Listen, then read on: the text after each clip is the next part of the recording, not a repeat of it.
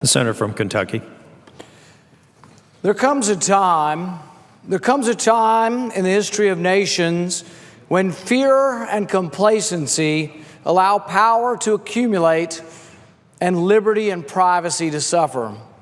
That time is now, and I will not let the Patriot Act, the most unpatriotic of acts, go unchallenged.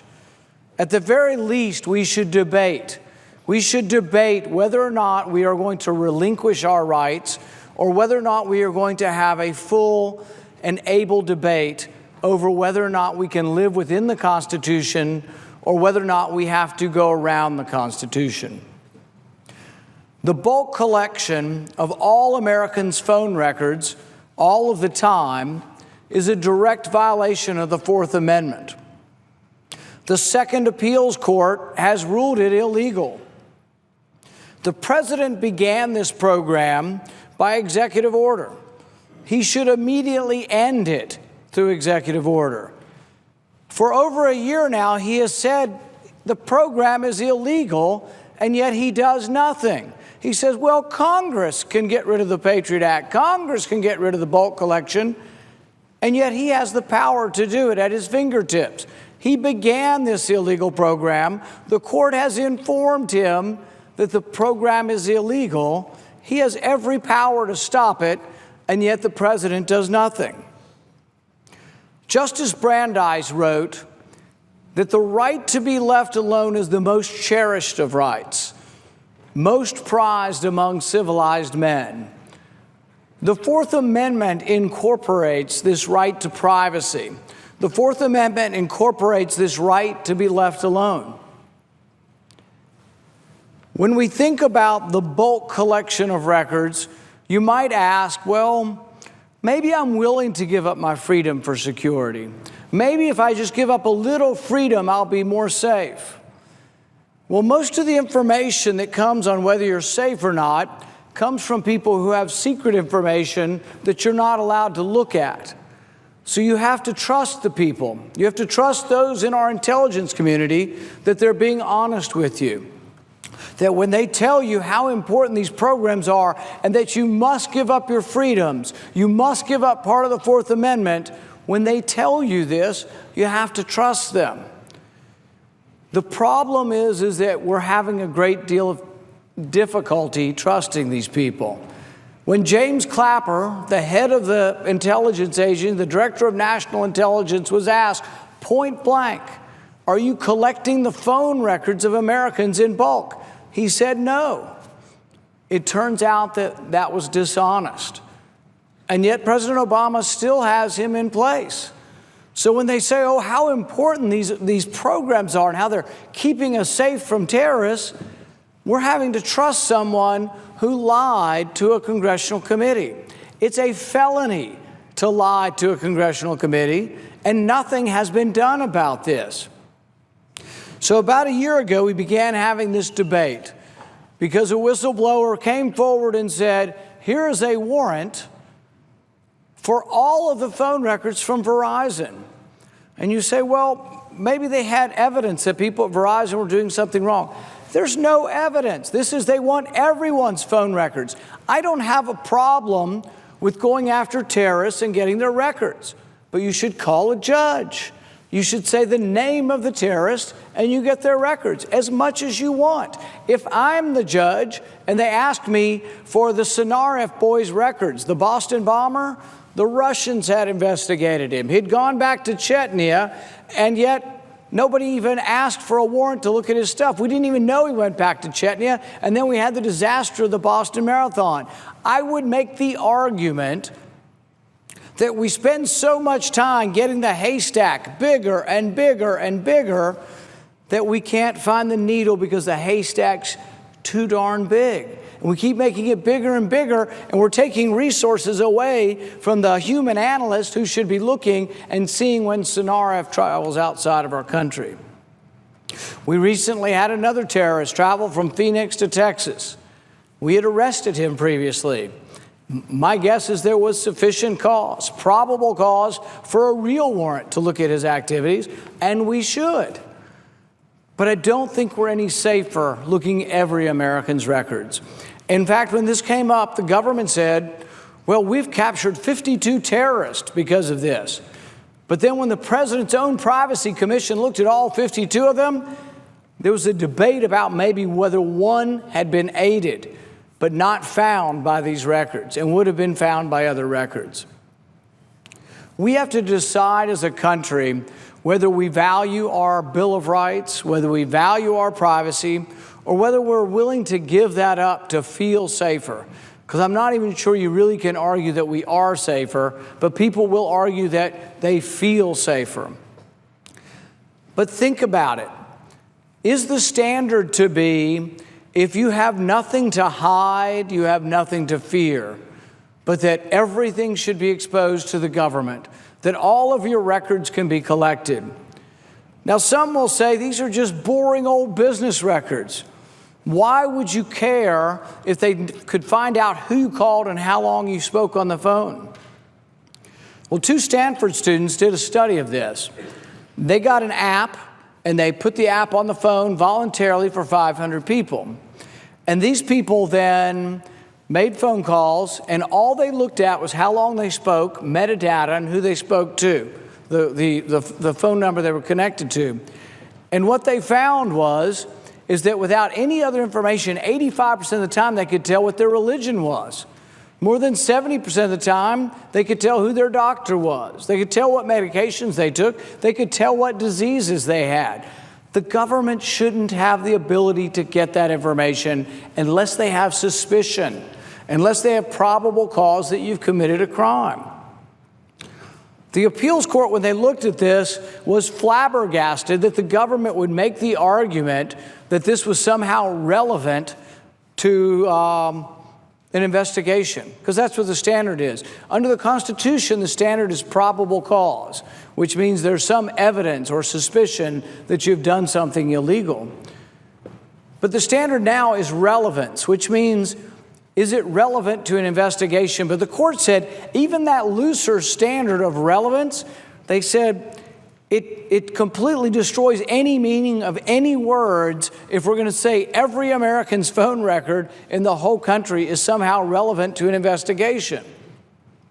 But it gets worse.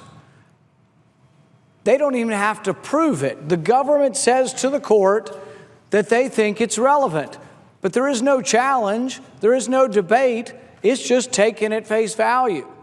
Or at least it was until this court ruling was appealed. So you now have the second appeals court that said this bulk collection of phone records is illegal. There are many different programs going on. This is the only one we know about that our government is collecting our records, and the only reason we know about it is not because the government was honest with you, the government was dishonest. The Director of National Intelligence tried to basically lie to the American people and say it didn't exist. So we know about this one, but what other programs are out there? There's something called Executive Order 12333. There are some who believe that this is just the tip of the iceberg, the bulk collection, that there's an enormous amount of data being collected on people through this other program. One question is, if there is no Fourth Amendment protection to your records, are they collecting your credit card bills? I don't know the truth of that. I would sure like to know. I don't know whether to trust their answer if I ask them, if they'll be honest with us, to say, are they collecting our credit card records? And people might say, well, your credit card records are just boring old business records. Why would you care? But think about it. If the government has your Visa bill, they can tell whether you drink, whether you smoke, what restaurants you go to, what is your reading material, what magazines or books do you read, what doctors do you see, what medicines do you buy, do you buy medicine, do you gamble? All of these things can be determined. Not only can they determine stuff directly from your phone bill and directly from your Visa bill, they now have the ability to merge all of this information. Apparently, they have the ability to collect your contact list, and sometimes they're collecting this in a way that's somewhat nefarious. We're supposed to be spying on foreigners that might attack us, and I'm all for that. But what happens is there's a lot of data that goes in and out of the country, In fact, sometimes an email from New Jersey to Colorado might go through a server in Brazil. Once it gets to a server in Brazil, they can not only look at your metadata, how long and who you talk to, the content is now available. It all gets scooped up. It's all being analyzed. They're doing the social network of who your friends are. Some have said that this could potentially have a chilling effect on the First Amendment. There was a time in our country, not too long ago, in the lifetime of most of us, when if you had called the NAACP, that you might not want your neighbors to know. If you were a member of the NAACP, you might not want your neighbors to know. If you were calling the ACLU or a member of the ACLU, you might not want your neighbors to know. It can have a chilling effect on your expression of your speech, who you associate with, and whether or not you are fearful to have association with people because you're fearful that that knowledge might be known by the government. People say, well, certainly that would never happen. During the civil rights era, many of the civil rights leaders were spied upon illegally by the government through illegal wiretaps. Many Vietnam War protesters were also spied upon illegally by the government. The reason we have the Fourth Amendment is to have checks and balances. Everything that's great about our country are checks and balances.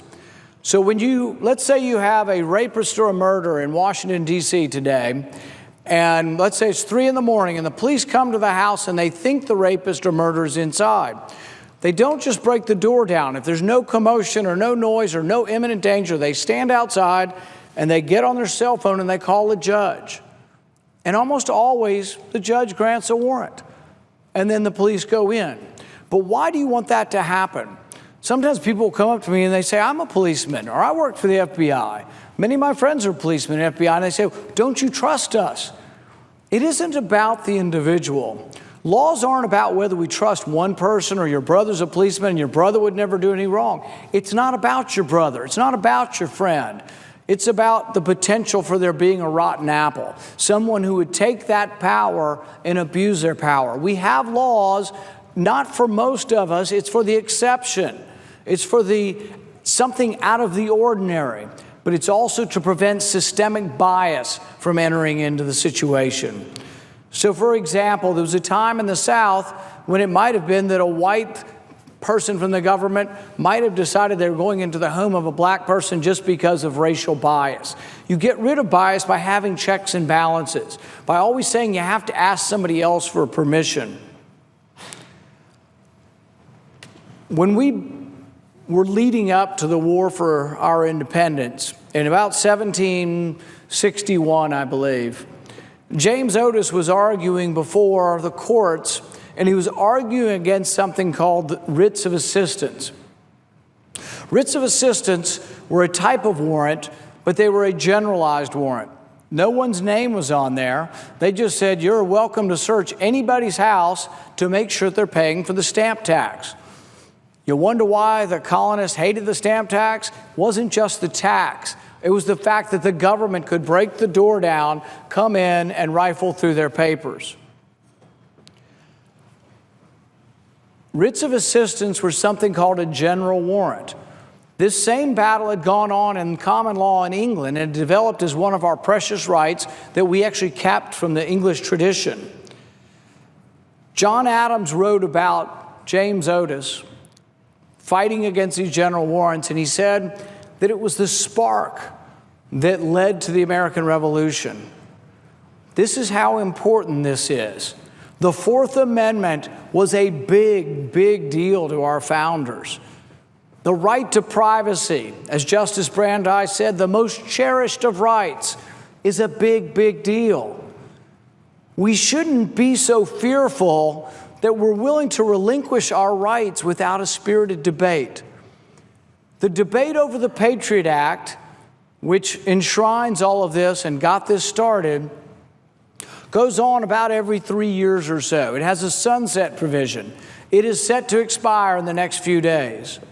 But we are mired in a debate over trade.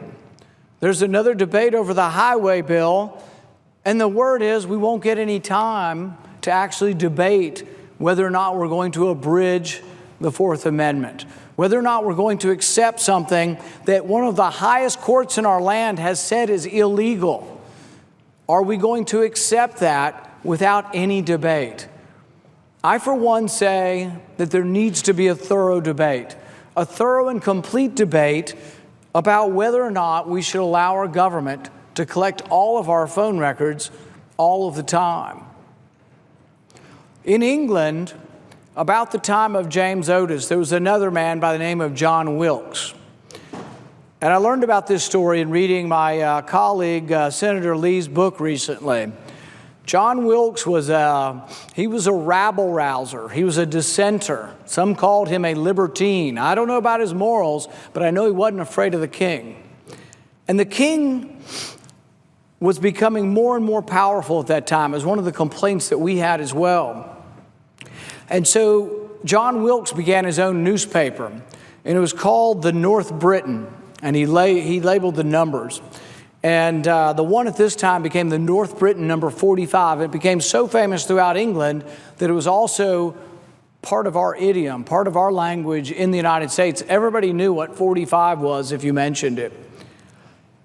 But he wrote something about the king. He basically wrote what would be an op-ed in our day, and he made the mistake of sort of saying that the king's behavior, the prime minister's behavior, was the equivalent to prostitution.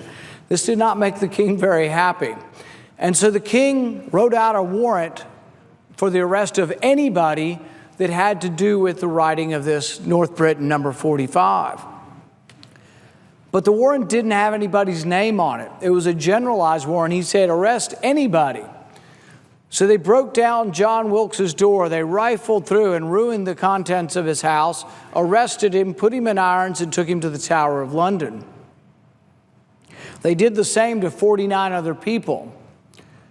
But John Wilkes wasn't about to take this lying down, so John Wilkes actually then decided that he would sue the king. I tried doing the same thing, but I tried suing the president, and it hasn't gone so well. But the thing is that everybody ought to think that they have the ability and the equality to sue even our leaders. So he sued the king, but something remarkable happened. This is in the early 1760s. When he sued the king, he actually won.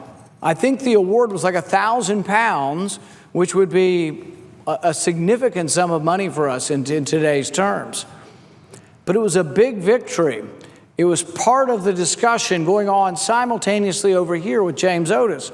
It was a big, big deal. So often, my party, we do such a great job talking about the Second Amendment and the right to bear arms, and I'm all for that. But the thing is I don't think you can adequately protect the Second Amendment unless you protect the Fourth Amendment. The right to privacy, the right to, in your house is your castle, the right to not have your castle invaded is so important. I'll give you an example. A few years ago, a lot of people think we'll be safer if we collect gun records. So they collected all the gun records and they had them in Westchester County near New York City. But then a newspaper decided they would just publish them. They really didn't think this through, but you can see the danger of what happens when the government has records and then releases them to everybody. Imagine if you're a woman who's been abused or beaten by her husband, has left him. She lives in fear of him finding her, and now the registration comes out and says where she lives and that she has a gun, or worse yet, where she lives and that she doesn't have a gun. Think of our prosecutors and our judges. I know many of them who put bad people away, and many of them have concealed carry. Many of them travel to work. The security meets them in the parking lot and they go to work, but they worry. We've had sheriffs and we've had prosecutors killed in Kentucky because the criminals were angry they were locked up. We don't want all of our records by the government to be put out there in public for everybody to know where we live and whether we have a gun or not. So you can see why the issue of privacy is not a small issue. It is a big issue and was incredibly important to our founding fathers. Some have said it's too late. It's too late to even get this back.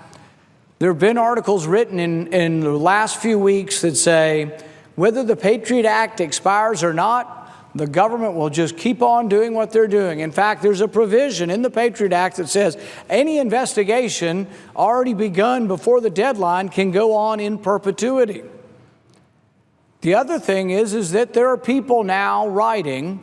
There was a John Napier Ty, who was the internet watchdog for this program, who wrote that he believes that the Executive Order 12333 is really allowing all this bulk collection under what the president says are Article 2 authorities.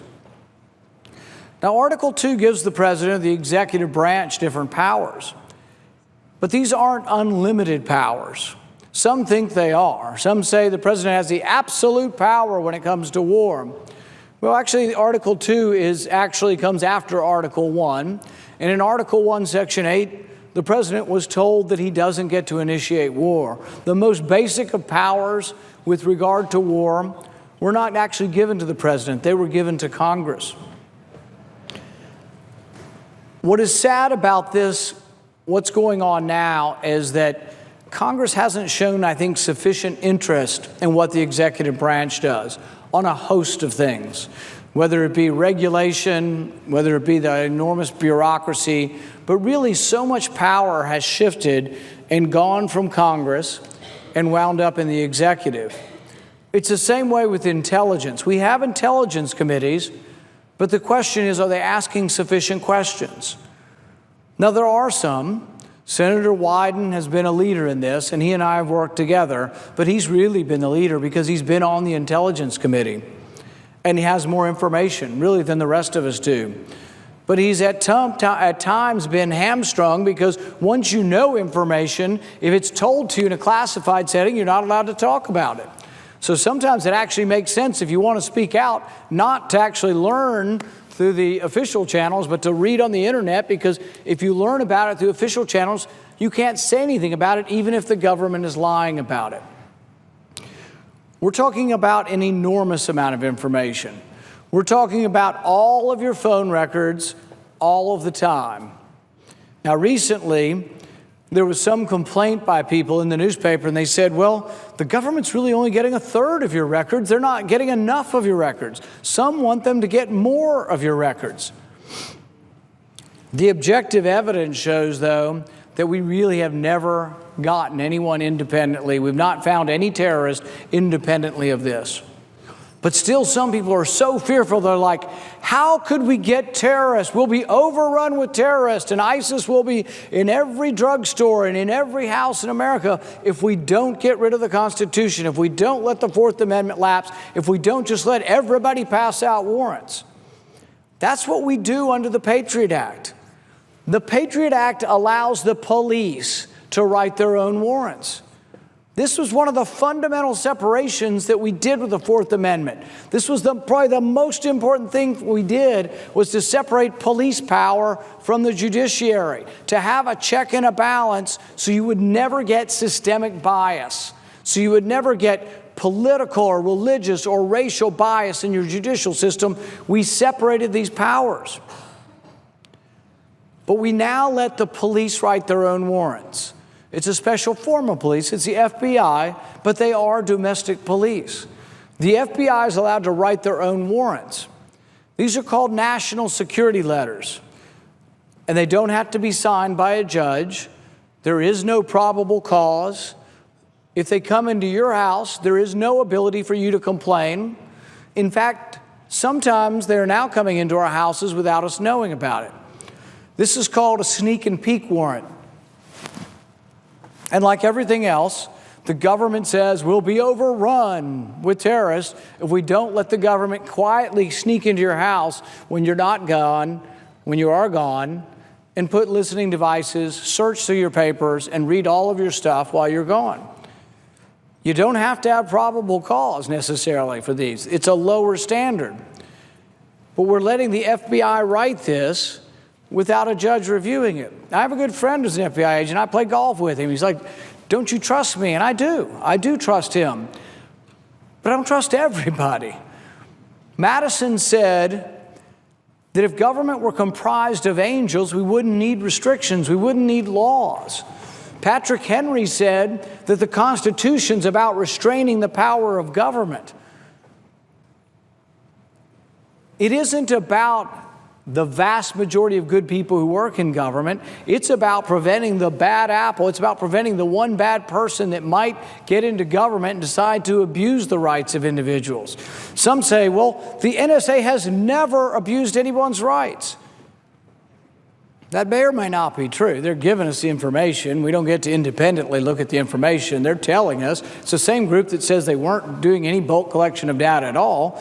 But even if we presume that they are telling us the truth, it isn't really the end of the story, because the story should be that we don't want to allow the abuse of power to happen.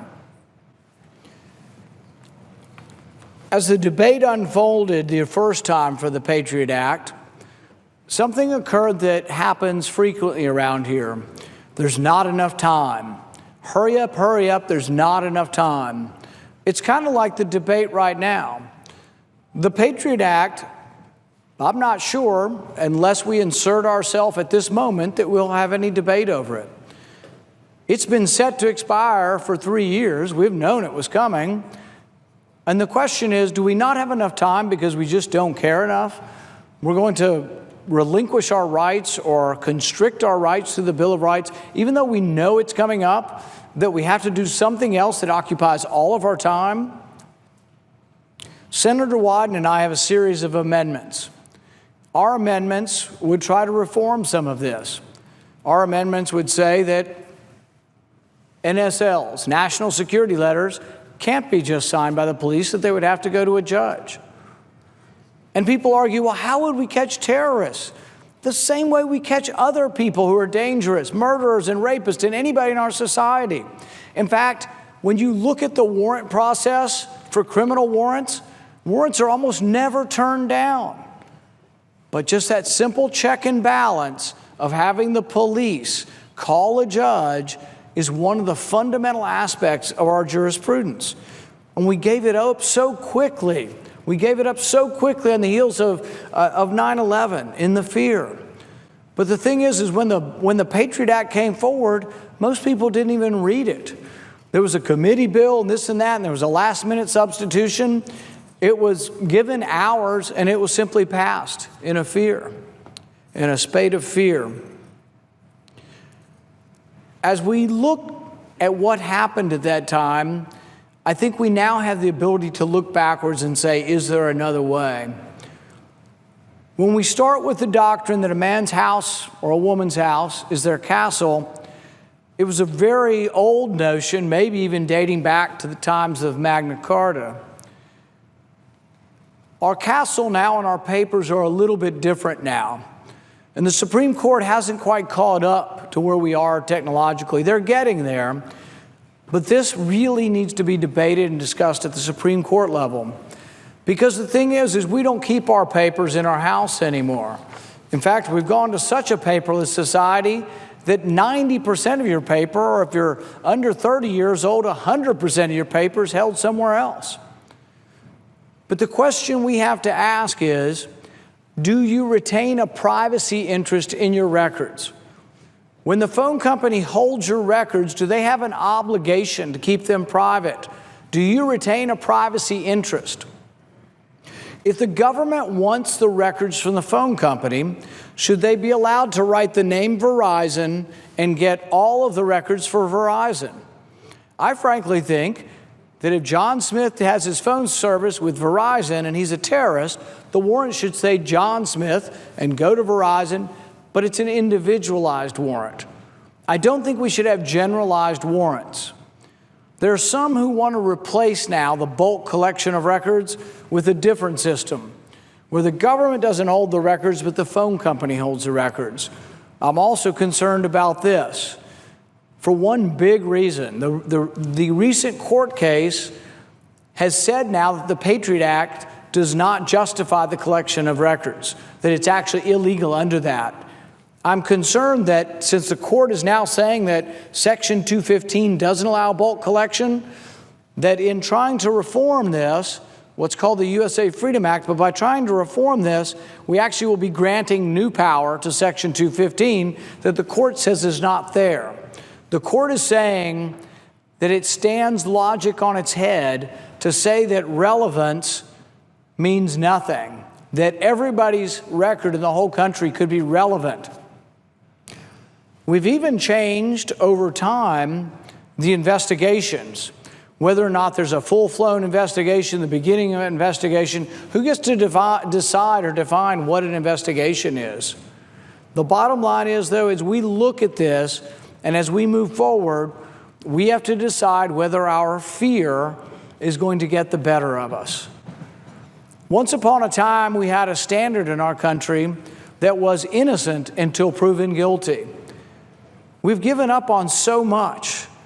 Now people are talking about a standard that is, if you have nothing to hide, you have nothing to fear. Think about it. Is that the standard we're willing to live under? Think about whether or not your records, as held by the credit card companies, your bank, or the phone company, whether you believe that you still have a privacy interest in these. In the Patriot Act, they did something to make it easier to collect records and to override your privacy agreement. If you read the nitty-gritty of any of these agreements that you have when you use a search engine or when you're on the internet, you do voluntarily say that your information will be shared in an anonymous way, but they promise that they're not giving your name to somebody. Phone company has the same sort of privacy arrangements, privacy agreements. But what has happened is, through the Patriot Act, we've given them liability protection. And at first blush, you might say, well, we have too many damn lawsuits. I'm kind of that way. I'm a physician. We got way too many lawsuits. I'm for cutting back on lawsuits. But at the same time, if you give the phone company or the internet company or the credit card company immunity to ignore your privacy agreement, they will. So the new system is, instead of the government storing billions and billions of records in Utah, we're still going to store billions and billions of records in the phone company, but still the question is, will we access them in a general way? It says we're going to do a specific person, but if you look where a person is defined, a person could be a corporation. I don't think you should have a warrant that says Verizon and gets all the records for all of their customers. The other thing that's been going on that they haven't been completely honest with, and we may have some data on, is that the government is going inside of the software. They're asking people like Facebook, or demanding people like Facebook, that they give them access through their source codes so the government can get in. Now, to Facebook's credit, Facebook is fighting them, and I think more companies now are standing up and trying to fight against this. But the government is going in a nefarious way into the code of Facebook and then inserting malware into other people's Facebook and spreading it throughout the internet.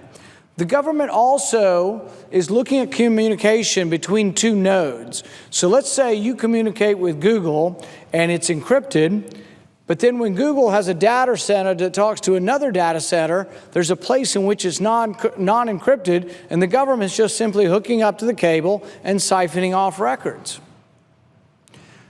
There is a danger that you'll have no privacy left in the end of this. The Fourth Amendment's very specific. The Fourth Amendment says you have to individualize a warrant. You have to put a name on the warrant. You have to say specifically what records you want. You have to say where they're located, and then you have to ask a judge for permission. The sneak and peek warrants that I was talking about before is Section 213. It's now permanent law. We don't even get a chance to talk about it. We could repeal it, and I will have an amendment to repeal it. This is where the government goes in secretly. And they say, well, we need this lower standard because terrorists will get us if we don't. Well, we've now had it on the books for a decade, and you know who they're getting? Drug people. People either buying, selling, or using drugs. That's a domestic crime.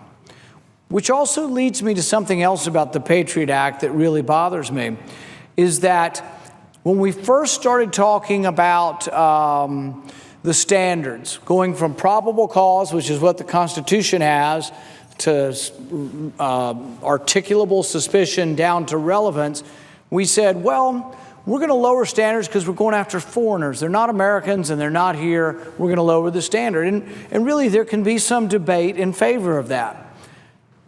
When we first did it, though, we said that you couldn't use that information for a domestic crime. And I'll give you sort of the example. And I asked one of the intelligence folks at one time to answer this and was dissatisfied with the response. Let's say the government comes in through a sneak and peek warrant. They don't tell you, they're in your house. They find out, guess what? You're not a terrorist, but you have paint in your house that you bought through your office business expense, and you're painting your house at home, which is a tax violation. It's a domestic crime, but they got into your house through false pretenses. They said you were a terrorist. They just were wrong, but they found out that you're not being perfectly honest with your taxes. But they've gotten in through a lower standard. And so ultimately, if we let them collect all of your records and we let domestic crime be prosecuted by this, we could have the government sifting through your credit card records, because they say the Fourth Amendment doesn't protect records, or your phone records, not the content, just all of this data, putting it together and meshing it and deciding that maybe you're somebody who runs traffic lights by your footprint, your digital footprint. The thing is now we're then taking something that was intended to capture foreigners, and we're going to capture people domestically and prosecute them for domestic crime. The specific thing they promised us never to do. So things morph and they get bigger and bigger. We can have a valid debate about whether we've gone too far, but we ought to at least have a debate. Shouldn't we get together and say, let's have a debate, let's devote a week to this?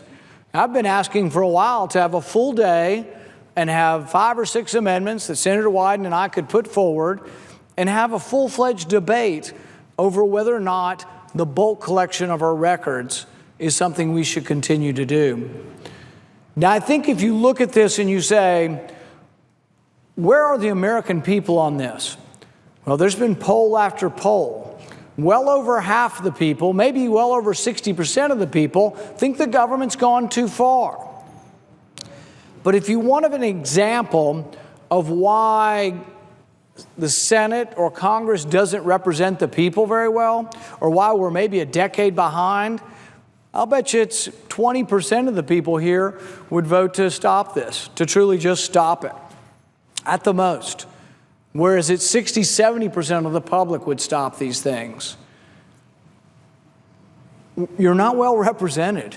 What's happened is that I think the Congress is maybe a decade behind the people. I think this is an argument for why we should limit terms. I think it's an argument for why we should have more turnover in office, because we get up here and we stay too long and we get separated from the people. The people don't want the bulk collection of their records. And if we were listening, we'd hear that. The vote in the House, while I don't think the bill is perfect, and I think it may well continue bulk collection, was over 300 votes to end this program, to say we're no longer going to have bulk collection. And yet it looks like the majority in this body still says we need bulk collection. In fact, the biggest complaint from the majority in this body, is we're not collecting enough records, that we need to collect more records. Can you have security and liberty at the same time? I had breakfast with a high-ranking official from our intelligence community, maybe 6 months ago. And I asked him, how much information do you get from metadata, and how much do you end up getting from a warrant? And he says, without question, you get more from a warrant. People talk about whether we can go 1 hop or 2 hop. That means if you're suspected of terrorism and you called 100 people, if we look at your records, that's 1 hop. If we look at the records of the next 100, that's a 2nd hop. So as you go in, this pyramid gets bigger and bigger until you're talking about tens of thousands of people. But as you're getting farther and farther away from the suspect, I see no reason why you couldn't keep getting warrants. If they say the warrants are slow and laborious and there's not a judge, put more judges on the court. If they say they need them at 3 in the morning, put the judges on 24-hour alert and you can call them at 3 in the morning. We do it every night all across America. We call judges for a warrant in the middle of the night. I see no reason why you can't have security and the Constitution at the same time. The president instituted it's called the Privacy and Civil Rights Board, and they went through a lot of this. And some of the things that they came up with, I think, were truly astounding. The amount of information, I think, is mind-boggling of what's being sucked up in this. There's something called Section 702 of FISA, and this has allowed them to collect information on Americans who might have been communicating with a foreigner. And you say, well, that American's probably suspicious. Well, it goes out in ripples, and it just becomes this enormous amount, this enormous cache of information. When they looked at some of this recently, the Washington Post looked at this, they found that 9 of 10 intercepted conversations were not the intended target. So I think there was one estimate that in the last year we had 89,000 targets.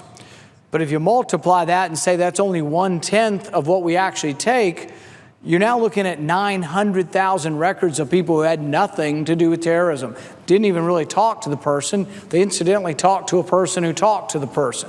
It could be the terrorist called Papa John's, and you've called Papa John's. You're now in the same phone tree network.